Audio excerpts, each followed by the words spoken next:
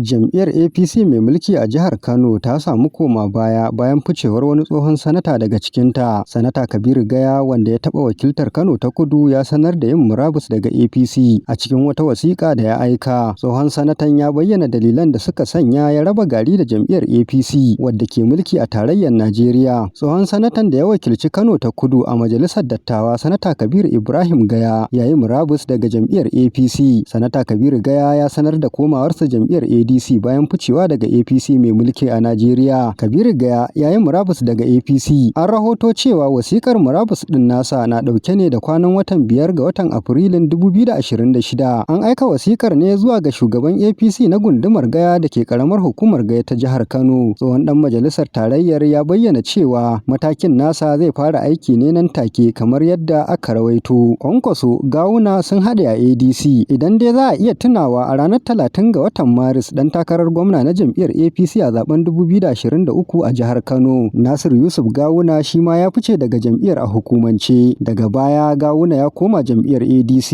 inda ya gana da jagoran ƙungiyar Kwankwasiyya Dr. Rabi Musa Kwankwaso. Kabiru Gaya ya bayyana cewa ya ɗauki wannan mataki ne bayan nutsuwa da shawarwari masu faɗi, yana mai cewa barin APC ya dace da muradun mutanen da yake wakilta da kuma ra'ayinsa na kansa. Ina mika godiya ta ga jam'iyyar saboda damar da ta bani da kuma haɗin kai da zumuncin da aka nuna min tsawon shekaru. Shugaban APC a gundumar Gaya ta Arewa, Adam A. Adam, ya tabbatar da karɓar wasiƙar tasa. Kabiru Gaya ya tabbatar da komawarsa ADC, yana mai ƙarawa da cewa yana da kyakkyawar alaƙa da Kwankwaso da kuma Gawuna. Na kwashe shekaru 8 masu kyau a wannan jam'iyyar, kuma na kasance sanatan Kano ta Kudu, inda mutane suka ga irin rawar da muka taka. An kafa APC ne akan kyakkyawan ƙa'idoji, amma yanzu ta kauce. Tsawon shekaru 8 APC tana kan turba, amma yanzu rashin tsaro ya mamaye ko'ina. A lokacin mulkin Buhari, rashin tsaro yana yankin arewa maso gabas ne kawai, amma yanzu ya bazu a ɗaukacin ƙasar nan. A cewar tsohon sanatan Kano ta Kudu, Kabiru Ibrahim Gaya. Abbas Yakubu Yaura, Dimokuraɗiyya TV.